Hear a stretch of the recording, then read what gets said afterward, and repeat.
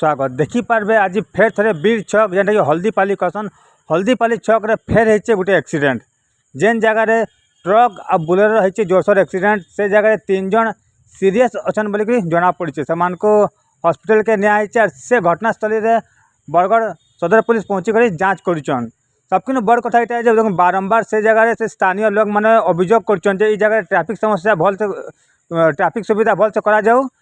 और सीसीटीवी सुविधा करा जाऊ बोली लोग स्थानीय लोगों सब दाबी रही है कहीं बारंबार हल्दीपाली छक रे एक्सीडेंट उपर एक्सीडेंट होचे देखुन घटनास्थल जेन एक्सीडेंट होचे बुलेरो होचे छत्तीसगढ़ और ट्रकटा होचे झारखंड अपना पूरा घटना देखी पारबे वीडियो माध्यम रे।